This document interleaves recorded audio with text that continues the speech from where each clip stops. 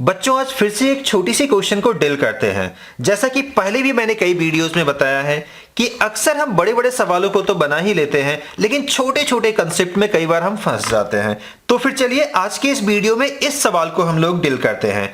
Question क्या है, इस चीज को देख लो।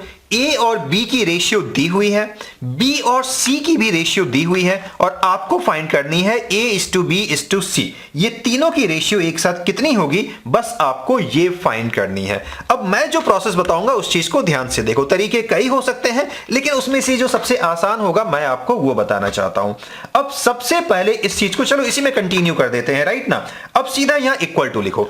अब देखो दोनों में ना एक वैल्यू कॉमन होगा, तो आप देख सकते हो ना बी दोनों में कॉमन है, तो जो वैल्यू कॉमन होगा उसको आपको 1 में कन्वर्ट कर देना है। इसका मतलब साफ ये हुआ कि इसे आपको 1 बनाना है। बी के लिए यहां 1 है और यहां बी के लिए 10 है, तो फिलहाल ऊपर वाले को आप देख लो। तो ये जो 6 है ना, इसको बस आपको 1 बनाना है। तो बताओ 1 बनाने के लिए क्या करोगे, इन दोनों को आप 6 से डिवाइड कर दोगे। तो कर लो डिवाइड। तो जैसे ही 5 को 6 से डिवाइड करोगे तो ये 5/6 हो जाएगा, और 6 को जब 6 से डिवाइड करोगे तो ये 1 हो जाएगा। बस आपका आधा काम हो गया है। यही चीज आप नीचे भी कर लो। तो नीचे इसको 1 बनाना पड़ेगा ना, क्योंकि b का वैल्यू तो 10 है, तो इसे 1 बनाना होगा ना। तो इसे 1 बनाने के लिए आपको इसे डेफिनेटली 10 से डिवाइड देना होगा। तो जैसे ही 10 से डिवाइड करोगे तो ये 1 हो जाएगा और ये 13/10 हो जाएगा। क्या आपको ये लग रहा है कि ये हद से ज्यादा आसान है?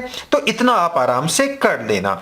अब आपको लिखना क्या है, ये देखो, ये और भी आसान होने वाला है। a is to B is to C आप ये फाइंड करना चाहते हो ना, तो यहां देख करके बताओ कि a की वैल्यू कितनी हो जाएगी, 5/6। a की वैल्यू तो 5/6 नहीं है, रेशियो के फॉर्म में ये हम लोग बोलते हैं।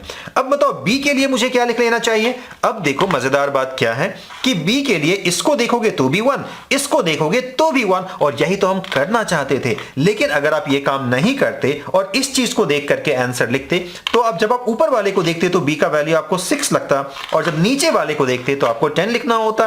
तो इसी चीज से हम बचने के लिए हमने ऐसा कुछ किया। तो यहां अब आप 1 लिखोगे, राइट। और c के बदले कितना हो रहा है आप देख सकते हो ना, 13/10। इस चीज को आप लिख लो और बस आपका काम हो गया है। इसे बिल्कुल फाइनल आंसर माना जा सकता है, लेकिन अगर आपको इसकी लुक पसंद नहीं है तो थोड़ा सा इसे आप और ऑपरेट कर सकते हो। ऑपरेट क्या करना है, बेहद सिंपल है।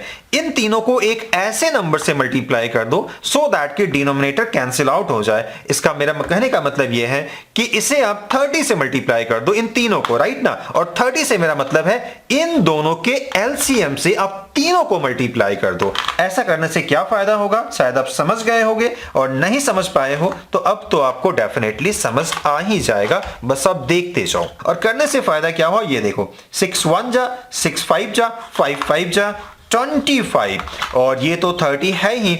इसे आप कैंसिल आउट कर लो, ये 0 0 कैंसिल आउट हो रहा है। 13 3 जा 39। ये फॉर्म जो है ये देखने में कहीं ना कहीं शायद आपको अच्छा लग रहा होगा, जो ठीक भी है।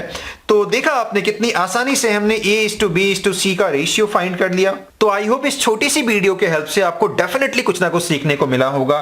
तो चलिए फिर फिलहाल के लिए इस वीडियो में इतना ही, मिलते हैं फिर किसी वीडियो में, तब तक अपना ख्याल रखिएगा। Thank you.